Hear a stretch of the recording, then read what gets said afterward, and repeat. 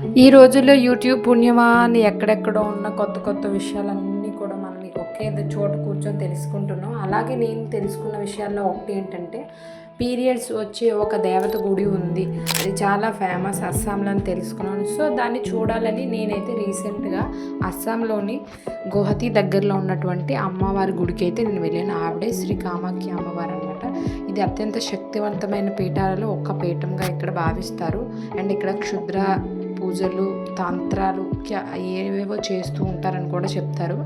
And ఇక్కడ పిల్లలు లేని వాళ్ళు వస్తే పిల్లలు పుడతారని కూడా అందరూ నమ్ముతారు. అండ్ షాకింగ్ విషయం ఏంటి అంటే, సంవత్సరంలో ఒకసారి అమ్మవారికి పీరియడ్స్ వస్తుందని, ఆ టైంలో అంబూచి మేళ అనేది ఇక్కడ జరుగుతుందని, ఆ 3 days గుడి మూసివేయబడుతుందని ఇక్కడ వాళ్ళందరూ చెప్తున్నారు.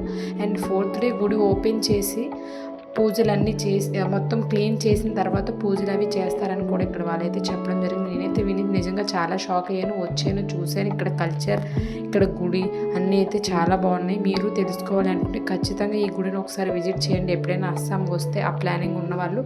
అండ్ ఇక్కడ ఈ గుడిలో ఏంటంటే ప్రసాదం అనేది ఏమీ పెట్టరు, మనమే కొనుక్కోవాలన్నమాట. తీసుకొని వెళ్ళి దాన్నే ప్రసాదంగా తీసుకోవాలి. ఒక్కొక్క గుడిలో ఒక ఆచారం ఉంటుంది.